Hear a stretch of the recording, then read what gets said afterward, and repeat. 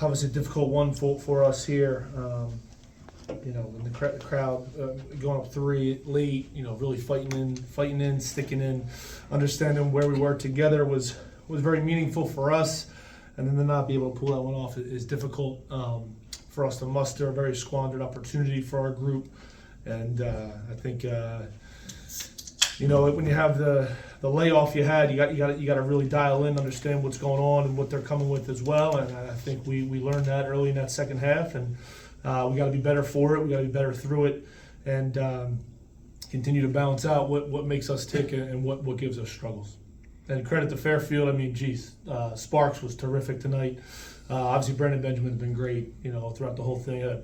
Double at halftime, and I think they really did a good job. Even Declan, the way Rollins crashed the boards, like they really made it. They made winning plays and made winning efforts, and I thought we did as well, but a little bit different. And obviously we ended up in the short end.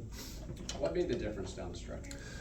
Yeah, I mean, I thought we were in good shape. I liked where we were getting. We liked our shot profile the last 8 minutes. I think even at the end, I think CJ makes the 3, then they come back and make the 3. He takes a tough one, a little bit early pickup, we call those, and we still get the ball out. Toby gets a good look. I thought our looks were good. Aliu got one in the middle of the paint that he unfortunately missed, but obviously he had some great offensive rebounds. Like, we just had some things that at the end, it's not always a make-miss deal, but we make that off the dribble 3 and they come down, we got to get that stop, and he makes, obviously, Sparks is a great player and been great in this league, so it's tough for us to stomach, and I think, we'll look back at the film and go through more situational stuff as we go, but thought we liked our looks, and then defensively we just couldn't muster together those 2 in a row, those 2 stops in a row, sometimes 3 stops in a row, where we have before. Dan, that was certainly a close loss tonight.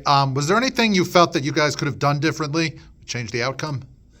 Yeah, I mean, I think maybe starting that second half, if we don't, we give them some life with their energy and their effort on our defensive glass. They weren't in particularly like scoring. We still had the lead, and we still were up 1, 2, 3. But you could tell that energy was happening, and then what happens there is we start to probably pinch and protect the paint a little too much, and that's when Sparks really got going. And that's what we had to deal with pretty consistently. And even in the zone, they do some great actions versus zone that we thought we were prepared for, and we just weren't, like, the oomph wasn't there to make them miss enough. What went into the struggle to keep Benjamin off the boards, and I guess just how did the rebounding affect the game overall? Yeah, I mean, I think he's down there all the time. He doesn't really go out to the perimeter that much, and if he does, it's usually for a back screen for him to be down there. So, I think that's pretty good by us. I mean, to hold him to 5 for 13 and only 4 free throws was good for us. I think that's a big positive for where we're going. And even with 21 offensive rebounds, they only have 10 second chance points. I'm probably more disappointed in our points off turnovers than anything. Those are ones that you just, for the team that we want to be and where we want to go in February and March, we have to take care of that basketball. And I felt a couple were mindless. And almost we call them like pick sixes. They were going down the other way, and it takes the air out of the gym a little bit. What went into the turnover struggle? Is it mostly mental mistakes tonight? I felt just we had to continue to be available as outlet guys in the half court. It wasn't really a full court kind of thing. And I didn't feel like we were worn down or anything in particular. I just think when you look at it, and Aliu had a couple in there, Khalil had a couple early, Chase had a couple. You're relying on guys, and that's what we're going to do. We think we have multiple decision makers. We're going to continue to iron that out, and that'll make us better in the end. How do you describe your sideline demeanor tonight? Yeah, I mean, I think you're trying to stay calm. You're trying to stay in it, and I think probably got emotional at the end because I think we needed to come back. We needed to feel that. We needed to be in that moment, in that mud with each other, and then we got to feel this. That's my whole deal. This is a squandered opportunity. This blows. Like, for real, this is a tough one to stomach, and we got to look at the film, and it's the same thing we do our process-wise. But I think the present mindset has to understand where we're at, what we're after, and who's going where. You know what I mean? And mentally, I thought we came together and did a great job to take that lead. ultimately it wasn't enough, but I think that's where I just got to be in it with them and understand that. And you know, in the first half, I think that's what we're trying to stay in our mindset, understand the bigger picture, and then second half we got to continue to ramp it up and understand where this game's going. Not to be ignorant, but is there a reason why this game stings the way that you're articulating? I think just because we came back and we did the right stuff. I really feel that. You know, basketball, you know, it's the best sport in the world.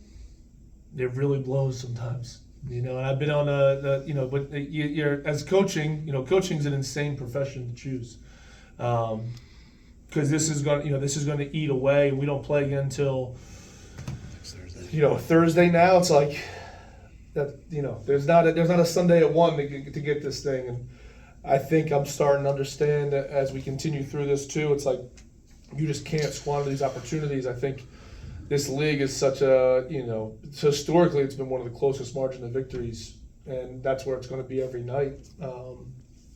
So I think that's where, we come back, we take the lead.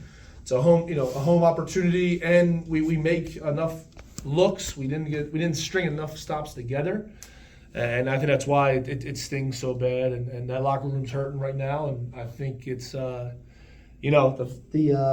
optimist in me, obviously.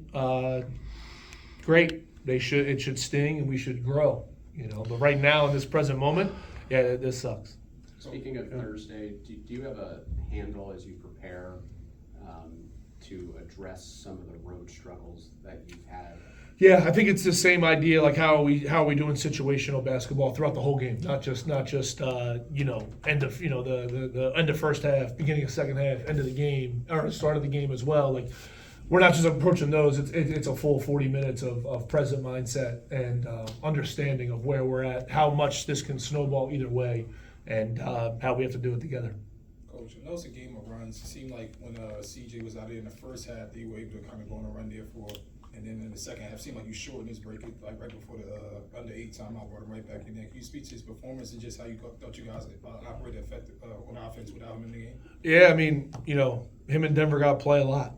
That's the deal here. Denver went a really full, long run in the first half. I thought his presence was great. Denver-wise, I thought he was good. They did a great job, I think, on him. Really in our we call it like a point series. It's a lot of split actions and off-ball stuff. They did a great job on him, and that was. I think I got to do a better job using him as a screener more often so that he can free him up. But then CJ-wise, his floor game was pretty good. We weren't – that's the hard part. 9 assists on 23 makes. It didn't feel like the potential assists were a lot easier. I thought they were pretty dialed in how that was going. And we just got to continue to understand where that rhythm of the game is going, where our spacing is, and how we can continue to push forward. Coach, shooting was pretty even tonight. You had an edge on 3-point shots, but real deficit on rebounds, 42-31. Was that kind of a key factor? I mean, we look a lot at I think the biggest factor was that they scored 21 points off our 11 turnovers. A lot of those were just pick sixes. I mean, that's almost 2 points per turnover. Well, they were doing a lot of full court pressure tonight. How much impact did that have? Yeah, I think a lot of it was our half court decision making. It's the 3 turnovers by Aliu. Like the bench had eight of the turnovers, and I think they did a good job with a lot what they were after, with how they were point switching and doing some different stuff off the ball, where off the ball has been pretty good for us.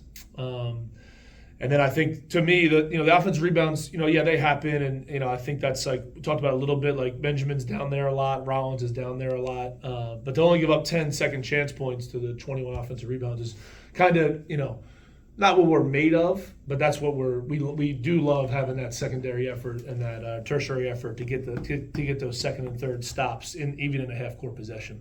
How has Chase improved defensively to the point where there were times where I think you put him on sparks? Yeah, definitely. No, he's done a great job of just really dialing into our on the ball rules for the most part.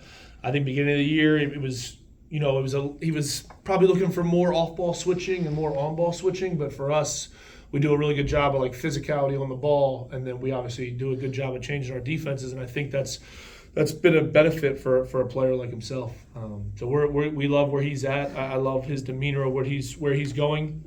I mean, I know it's not great to say, but even his turnover today, like that's a good teaching moment for him, keeping his dribble, and he hasn't really played a lot of pick and roll, and that's something we think he can do and help us. And it's on me to get him in there more and get him in those situations. Obviously, conference is tough to just continue in that mold, but I like where he's going and what his mentality is. You played 12 conference games, and it's a bit of an anomaly that you're 6 up, 6 down, and you've played the entire league without any repeats. Yeah. So what's your take on the match? Yeah, no, I mean, I think it's every night's a grind. You can't, there's nothing. I don't think there's anything metrics wise or prediction wise that can be any analysis. There's preparation, and there's execution of that preparation. That's how we feel.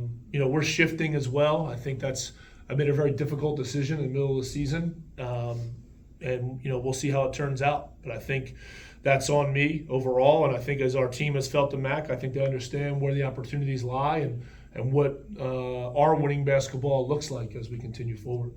As it was mentioned a moment ago, a pretty decent amount of pressing early on with a little bit of double teaming. Did you consider doing more of that, like within the last few minutes of the game? Yeah, I mean, I think we were trying to really keep them off balance with how we were kind of switching it around. Definitely thought we maybe could have done it a little bit more after some makes, but I liked our demeanor. I liked where we were at. Same idea though. You feel for our guys. They did enough to take that lead, and I think that's what we were kind of domino effect hoping. You know what I mean? We can just continue to maybe string those together, and if we get that one stop, we probably have the ball with 50 seconds left up 3. That's a good situation for us.